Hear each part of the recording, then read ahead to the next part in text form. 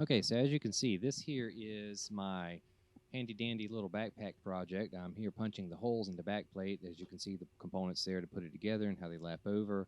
I'm about to make the little punch here. It's giving me some trouble, but I had to go and do that and put some rivets in. And as you can tell, it's a very time consuming process. You got to snap them in and do all that good stuff. Coming up, you're going to see some of the components put together with all the snap rivets in there, and that's where me measuring where the straps and all go and putting other snap rivets in there. Snappy here. Now we're going to see the straps being made. As you can tell, they are very intricate, and I'm fitting the straps to myself and figuring out how all the pack's going to fit, all the little buckles and clasp and what have you, and how everything's going to be routed through the straps and how the tightening system works. This is a finished look of the backpack here. As you can see, the straps and everything's very well made. There's the bottom half, there's the complete backpack without it being on. This is where I attempted to make a canister holding system. It didn't work out too well. The water bottles did fine. But in the future, oh, look at that sexy beast there.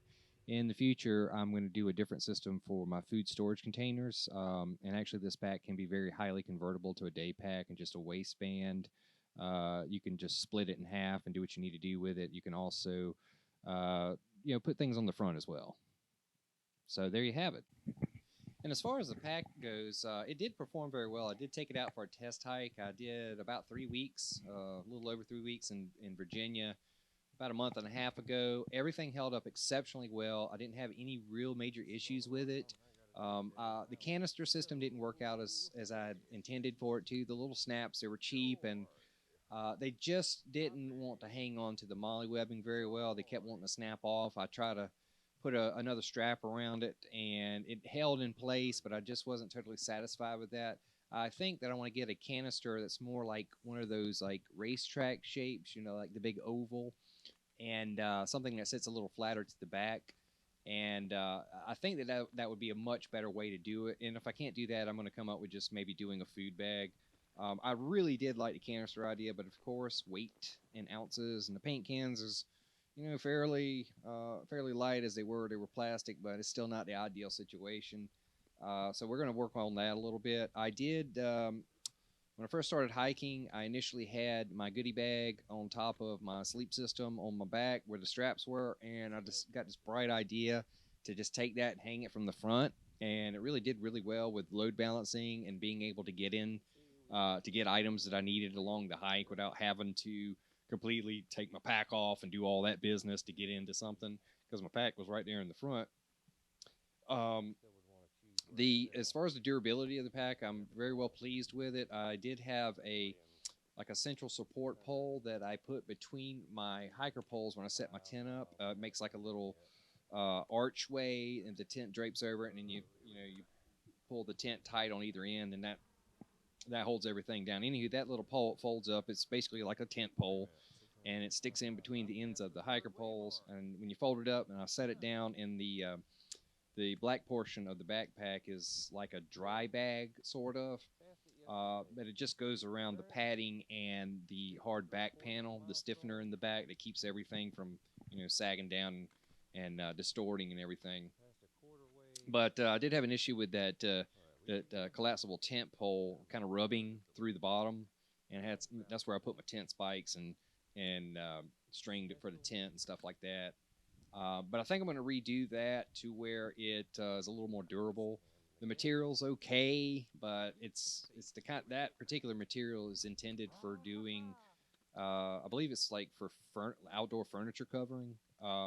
So it's water impermeable, but I don't know. I like it. It's got a nice look to it. It looks kind of like that stuff that you get in CD sleeves for your little CD cases. It's similar looking to that. But it just, I don't know, just I don't think it'll hold up well. I need something a little more firm, or at least make a solid bottom for the back panel. And I'm going to probably rewrap it so that it's actually a little bit bigger and looser, because I do like the idea of using that as a dry bag. It's very good for putting in like your battery backups, your tent spikes. I've even put my rain pants in there when I don't use them. So, and my poncho and all that slides right down in there very easily. and so it's a good idea for storage, but I just need something to wrap it a little better than that. Shoulder straps is good. I made them a little bit tight, so like when you fold over and you go over the padding on the inside, it just it's a little tight. Uh, as far as a prototype goes, um, it was really well made, and I'm not tooting my own horn here. It held up to 3 weeks of abuse, and I think my average pack weight was somewhere around 25 pounds, and that was fully loaded out with food and all of my tent and clothes that I had. Routinely got down below 30 at night, so I had my sleeping bag that I made is technically rated for 40 degrees, but I had according to the specifications on the insulation that I used for it. But I did have another like inner liner blanket kind of situation that I made, so that didn't come out too bad. But if it got any colder, I'd have been a little chilly. But made a bivy bag just to wrap around that. Condensation, of course, was the issue there, just like it is with Dyneema and single wall tents and all that good stuff. But as far as the pack goes, super super good. The design of it is. I'm not going to be changing the design of it. Any major changes is not going to happen. I am going to put the stiffener back in the waist belt. You saw in one of the first pictures that I showed on the video where the stiffener was a single piece. It was two pieces that were essentially stuck together. I changed that in a later uh, redesign of the initial bag before I went hiking to where I could make it a two-piece component and detach the waistband from the back area. So the back area becomes like a day pack, and then you've got the waistband, and then you can put them both together to make the full pack. Um, but I took the stiffener out of the waistband, and that was a mistake. I think if I kept the stiffener in there, it would have been much better for the canister setup that I had. I think it would have the snaps would have been less likely to come off. They would have still come off because the snap system. I there's a couple of ways I could address that, but the canister idea, I'm going to axe the way that I have it set up now anyway. But I needed to for the plastic that I used for that, it needed to be a really hard, stiff lap that went down into the molly web that snapped back onto the actual canister. I think they were too flexible and they were sagging down, and that was causing them the inside part of the strap to separate from the can, and there was uh, two planes of different pressures being applied to it, and it pulled it off. Uh, Anywho, very very very excited about it. I am going to completely remake it, um, but the design is going to stay pretty much the same. Um, there was nothing wrong with how it was sewed up. Everything held fine, but I think I want to make it look. I mean, for doing a first time project, I don't think that there was too many stitches that were out of place. But you know what I'm saying.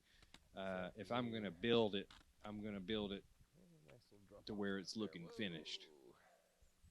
Not that I had any problem with it looking finished. I mean, it's probably about as well as anything else that's made, but you know, just to test my skills a little more.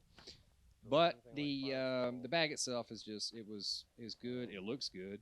I like the way it looks. I got so many questions about it when I was on the trail. Like literally everybody would stop on the trail and ask me about where I got the bag from, and it was a great conversation starter. All my gears. We'll go into all that stuff later. Right now, this video is getting a little bit long. I don't really have any other additional pictures that I can show you right now. I'm going to throw some clips here and there in this video just to kind of give you an idea of what I was doing with it, where I went with it, of course. But other than that, just if you will, please like and subscribe this. I need to get this stuff around eventually. I would very much like to go on more adventures, and of course, you know, sometimes budgeting that out gets a little complicated, and staying out for months at a time.